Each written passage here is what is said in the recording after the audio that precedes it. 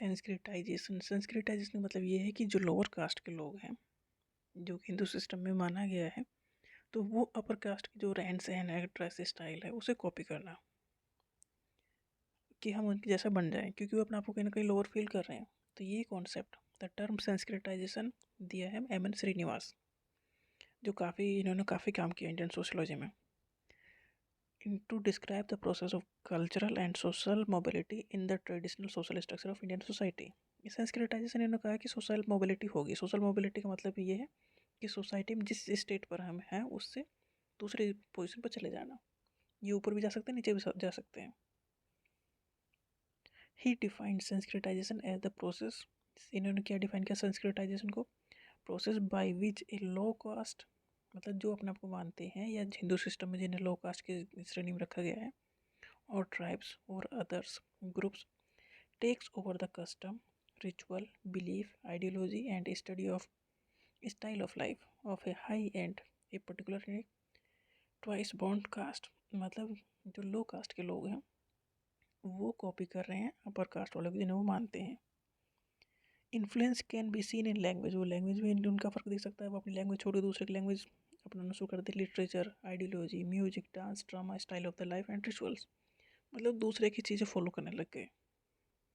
He first propounded this concept formally in his book, पहली बार ये कॉन्सेप्ट संस्कृताइजेशन का उन्होंने अपनी बुक में दिया, जिसका नाम था religion and society among the कुर्क ऑफ साउथ इंडिया इन 1952। तो संस्कृताइजेशन का कॉन्सेप्ट इन्होंने यहाँ से लिया। इन्होंने काफ़ी स्टडी की थी। In his study he found that lower caste in order to raise their position, इनके हिसाब से जो इन्होंने इंडियन सोसाइटी पर स्टडी की, तो लोअर कास्ट अपना पोजीशन को रेज करने के लिए इन द कास्ट हायरार्की, जो हिंदू सिस्टम में कास्ट हायरार्की है, मतलब एक लेटर के फॉर्म में है और हर एक पायदान पर एक कास्ट है। जो सबसे नीचे कास्ट है वो कॉपी करती है अपर कास्ट को। They adopted some Brahmanical custom and gave up some of their own. देखो, अगर कॉपी कर रहे हैं किसी दूसरे को तो खुद की वाली चीज़ छोड़ रहे हैं। संस्कृताइजेशन के फीचर्स क्या हैं? Adoption of upper caste practice, जो अपर कास्ट के लोग हैं जो काम करते हैं वही हम कर लोअर कास्ट वाले लोग करने लगे। तो ये हो गया कि उन्होंने कहीं अपनी चीज़ छोड़ दी। तो इस संस्कृताइजेशन के फीचर्स हैं कि कॉपी करना। लोअर कास्ट ग्रुप्स इम्यूलेट करते हैं ये कस्टम्स को, रिचुअल्स को, ट्रेडिशंस को जो अपर कास्ट के लोग करते हैं। Emphasis on religious practice, emphasis on religious practice by performing elaborate rituals, जो अपर कास्ट के लोग हैं जो रिचुअल परफॉर्म करते हैं, लोअर कास्ट उन्हीं को कॉपी करना शुरू कर दे, उन्हीं पर ध्यान दें, उन्हें ही करना शुरू कर दें, तो उन्हें लगेगा हम उस जगह चले गए।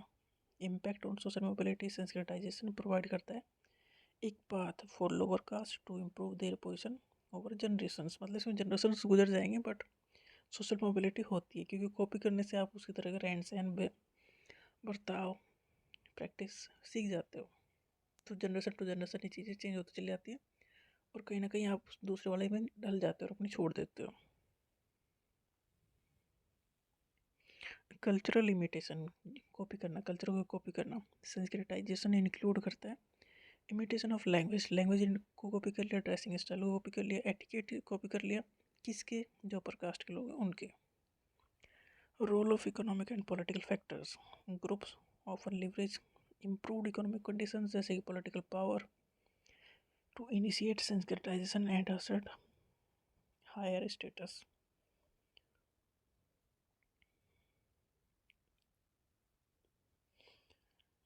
जिसके पास पावर है, वेल्थ है, वो डेफिनेटली वहाँ से मूव कर जाएगा। मतलब संस्कृताइजेशन में ये इंपॉर्टेंट रोल प्ले करते हैं जिसके पास ही वेल्थ है। वेल्थ है तो वो अपनी कास्ट, अगर वो लोअर कास्ट का अगर वेल्थी है तो वो उस कास्ट की चीज़ों को प्रैक्टिस न करके अपर कास्ट की चीज़ों को ही प्रैक्टिस करेगा क्योंकि उसके पास रिसोर्सेज हैं। अब इनके द्वारा जो संस्कृताइजेशन के बारे में दिया गया उसी के कुछ पॉइंट ऐसे थे जो लोगों ने क्रिटिसाइज़ किए, जैसे कि इट फोकस ऑन इंडिविजुअल और group level mobility rather than dismantling the caste system itself. जो क्रिटिसिज्म आया वो इस बारे में आया कि इन्होंने फोकस किया किसी एक इंसान या किसी एक ग्रुप पर, पूरी कास्ट सिस्टम को ही ख़त्म करने पर उन्होंने फोकस नहीं किया।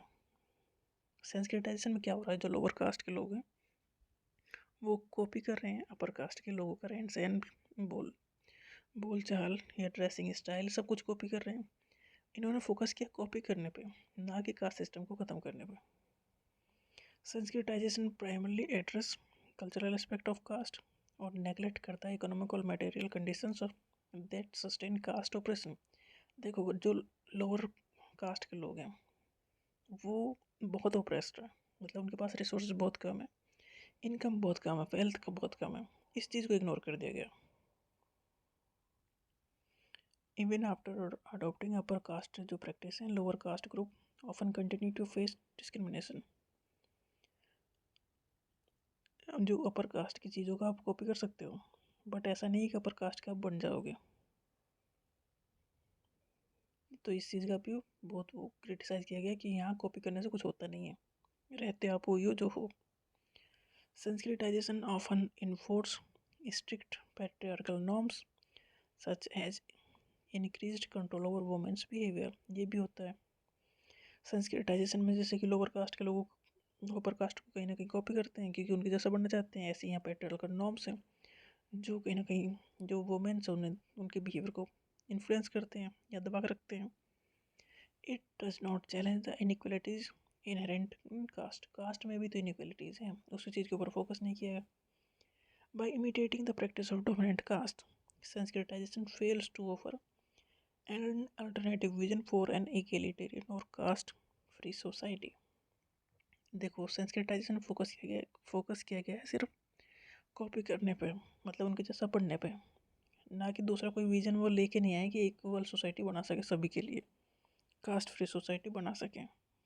मतलब फोकस उस चीज़ पे किया गया है कि जो टेम्परेरी है, परमानेंट सोल्यूशन नहीं ढूंढा गया।